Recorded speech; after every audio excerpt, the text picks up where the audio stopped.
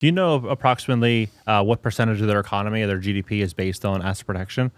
I have heard this. I've heard this statistic before. It's somewhere around, I want to say, 10%, maybe around 10 to 20%. It's the second biggest industry after tourism.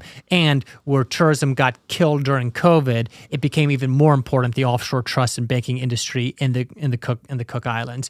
Tourism has started to trickle back in with just recently allowing flights from not just Auckland, also from Hawaii. Cook Islands, most beautiful. Cook Islands is one of the most beautiful places in the world I've ever been. I highly recommend a visit, especially if you can deal with having slow internet for a few days. Great. And so what do you think is the typical client that would look after? Would it be someone that has, maybe they're in their late 40s, 50s, maybe they've accumulated $1 million or $2 million, have a small business? What's like the typical type of client? You hit it right on the money, John. So the biggest misconception in the asset protection world is that asset protection is just for these super wealthy. You don't need an offshore trust unless you have $10 million or $100 million. And that's so far from the truth. And I'm going to explain with a quick example. Let's say I've got two clients. I've got client one that has $1 million, and I've got a client over here that has $100 million.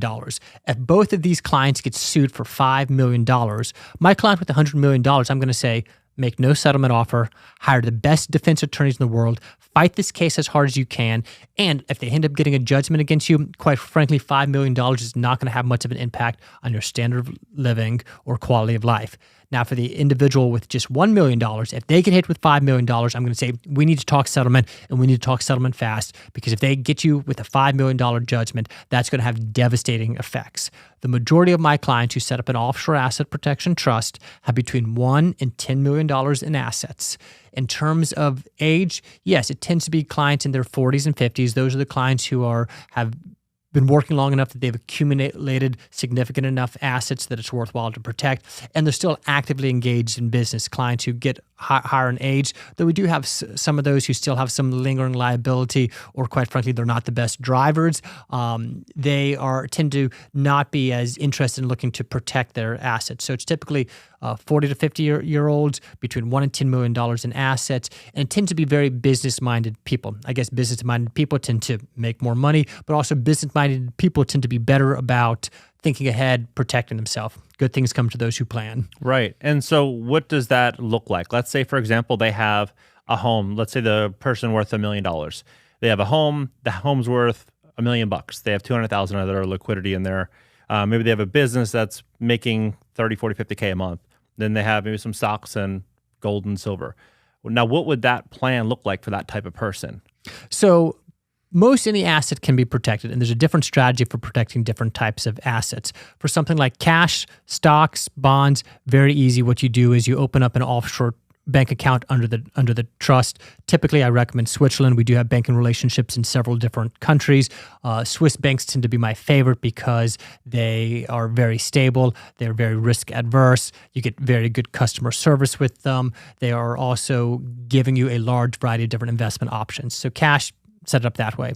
Client has cryptocurrency. For cryptocurrency, there's a few different ways of protecting the cryptocurrency. One is to work with one of the banks out of Switzerland that takes cryptocurrency. Another is to cold storage it yourself. And you can do that. There's no pending litigation. If the client is actively under threat, I don't want my clients holding their own keys. I want to transfer that into either the banks or into a cold storage vault. And there are some vaults that my firm has relationships with outside the United States that they can place their cold storage vault in, and the trustee is not going to release that to a creditor.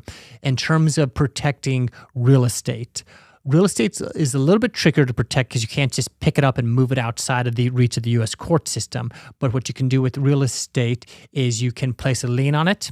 You can always sell the real estate, but you can also place a lien on it. And if you can strip out the equity, take the equity that you've stripped out, put that into the offshore structure, you can keep real estate protected that way as well.